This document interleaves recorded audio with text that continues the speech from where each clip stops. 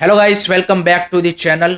बात करेंगे आज हम यहाँ पे बार्सिलोना के ट्रांसफर टारगेट्स के बारे में एंड उसके अलावा यहाँ पे करंट स्क्वाड में जो भी प्लेयर है उनका क्या सिचुएशन है आफ्टर यू कैन से कि coming off Hansi Flick as a new Barcelona manager, क्योंकि काफ़ी सारी अपडेट्स इसके रिगार्डिंग अभी यहाँ पे चल रही है। तो कल जो सबसे बड़ा अपडेट आया वो ये आया कि यहाँ पे हांसी फ्लिक ने बोला है कि भाई Ronald Araujo, Frenkie de Jong and Pedri, इसके अराउंड मैं अपनी टीम बिल्ड करना चाहता हूँ। This are the three main player for me and that's the interesting one because कुछ टाइम पहले हम सबको पता है कि यहाँ पे Ronald Araujo and Frenkie de Jong का खबर आ रहा था कि भाई उनको हम यहाँ पे सेल कर सकते हैं to generate that money. But Ronald Araujo definitely captaincy, leadership and जिस तरह से उनकी मेंटालिटी एंड जिस तरह का उनका उनके पास स्किल सेट है, I think definitely we should be continuing with him. Barca ने अपनी ओर से यहाँ पे कॉन्ट्रैक्ट एक्सटेंशन के लिए अप्रोच भी किया था।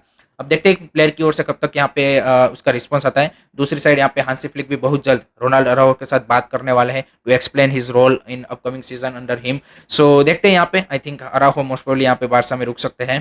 फ्रेंकी डियोंग का भी सेम सिनारियो था कि उनके बारे में भी काफ़ी ज़्यादा जाने की खबर आ रही थी, बट अब ये लग रहा है कि यहाँ पे हांसी फ्लिक ने उनके ऊपर ट्रस्ट दिखाया है, सो मे बी वो भी रुक सकते हैं। पेड्री का तो हम सबको पता है कि उनको तो यहाँ पे रुकना ही रुकना है। बट उसके अदर साइड अगर आप यहाँ पे नोटिस करेंगे तो एक डिफरेंट जो खबर आ रही है वो ये आ रही है कि बारसा की इस ट्रांसफर विंडो में जो सबसे यू कैन से कि दो बड़ी साइनिंग या फिर सबसे दो प्रायोरिटाइज वाली जो पोजीशन है वो है यहाँ पे defensive midfielder and left wing. And उसमें भी डिफेंसिव मिडफील्डर में उन्होंने जोशुआ किमिच को यहाँ पे फर्स्ट प्रायोरिटी टारगेट अपना बनाया है, क्योंकि ऑब्वियसली वो हांसी फ्लिक के अंदर यहाँ पे बायर्न म्यूनिक एंड यहाँ पे जर्मन नेशनल टीम में भी खेल चुके हैं, सो ऑब्वियसली वो उनको प्रीफर करेंगे। लेकिन अगर आप जोशुआ किमिच को लाते हैं देन यहाँ पे फ्रेंकी डियोंग के साथ किस तरह से एडजस्ट होंगे?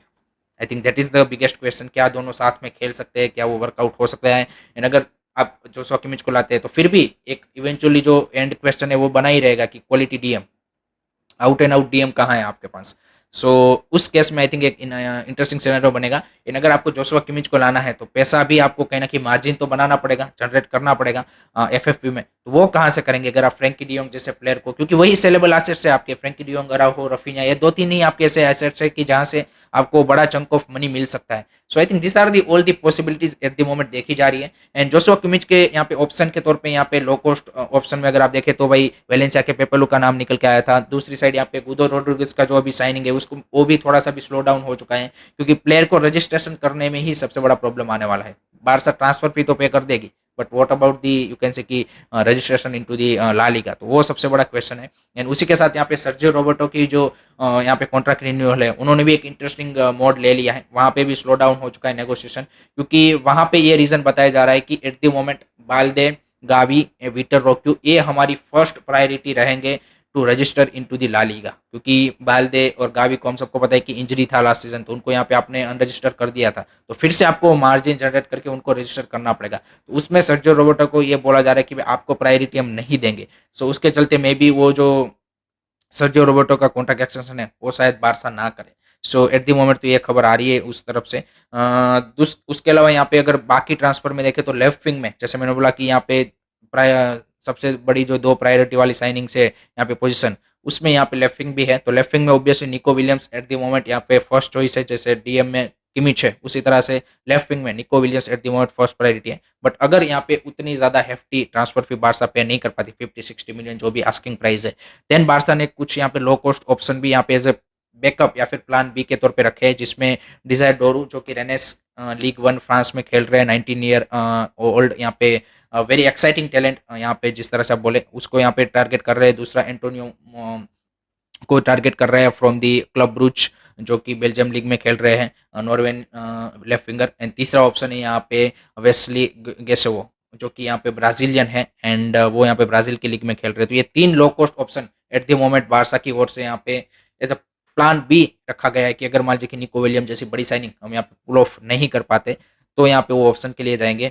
उसके अलावा अगर हम डिफेंस में बात करें तो डिफेंस में एक इंटरेस्टिंग चॉइस यहाँ पे हांसी फ्लिक के लिए अभी ये डिसाइड करना होगा कि एरिक गार्सिया या फिर इनिगो मार्टिनेज, क्योंकि एरिक गार्सिया का भी जबरदस्त जिरोना में सीजन रहा है एंड डेफिनेटली वो भी यहाँ पे बारसा में कमबैक करना चाहते हैं। Inigo Martinez, I would say कि उनका इतना ज़्यादा मैं यहाँ पे हांसी फ्लिक की जो प्लेइंग स्टाइल है उसमें रोल नहीं देख रहा हूँ। सो लेट्स सी उनका क्या डिसीजन बनता है। I think that will be really really interesting to see. उसके बाद एक बारसा के लिए जो सबसे बढ़िया खबर आ रही है वो ये आ रही है कि अलेहांद्रो बाल्दे ने भाई यहाँ पे फिर से ट्रेनिंग करना स्टार्ट कर दिया है। So that's the great great news for Barça, because next season I think जिस तरह से हांसी फ्लिक का प्लेइंग स्टाइल है उसमें मेरे को लगता है कि बाल्दे का जो रोल है वो सबसे ज़्यादा क्रूशियल रहने वाला है और on that left front. So I think that's the good news for Barça. And जाओ फिलिक्स का एक खबर आ रही है कि वो भी यहाँ पे रुकना चाहते हैं, तो आई थिंक उनका एक सिंपल लोन यहाँ पे होगा तभी पॉसिबल है, otherwise I don't think so कि बारसा उसमें उतना ज़्यादा पैसा यहाँ पे इन्वेस्ट करने वाली है। सो एट द मोमेंट ये सारे प्लेयरों के अराउंड यहाँ पे क्या बोलते हैं कि ट्रांसफर्स की जो रूमर्स है वो आ रही है। कुछ यहाँ पे प्लेयर लिंक किए जा रहे हैं, कुछ बारसा के जो करंट प्लेयर है उनका भी फ्यूचर यहाँ पे डिसाइड होगा, जिसमें ऑब्वियसली अंसु फाती, पाब्लो तोरे और उन सबका लेंगलेट उन सबका भी यहाँ पे डिसाइड होगा, जिनके चांसेस ज़्यादा है कि वो यहाँ पे क्लब में नहीं रुकेंगे। जिरोना ने भी यहाँ पे ओरियल रोमेओ, पाब्लो तोरे एंड एरिक गार्सिया तीनों के लिए यहाँ पे वो इंटरेस्टेड है कि तीनों को यहाँ पे परमानेंट डील के थ्रू साइन कर ले। सो 3rd of June will be a deciding day for Barça कि उनकी ट्रांसफर स्ट्रेटेजी किस तरफ आगे बढ़ेगी, कौन कौन से टारगेट के लिए वो रियल यहाँ पे एफर्ट डालेंगे, क्योंकि वहाँ पे आपको पता चलेगा कि भाई एग्जैक्ट आपको फाइनेंशियल फेयर प्ले में कितना मार्जिन मिल रहा है और कौन कौन से प्लेयरों को आप यहाँ पे रजिस्टर कर पाएंगे, वो उसी के बाद पता चलेगा। So that's it from my side guys, let me know आप क्या सोचते हो यहाँ पे बारसा की जो ये ट्रांसफर टारगेट्स की रूमर आ रही है, और how do you see Barca की नेक्स्ट सीजन कितनी कंपेटिटिव स्कोर आप एक्सपेक्ट कर रहे हो अगर ये साइनिंग बारसा पुल ऑफ करती है, तो कमेंट सेक्शन में मेरे को जरूर बताइए। And thank you very much for watching this video, keep supporting the channel, don't forget to like share and subscribe. विस्काल बारसा, फोर्सा बारसा।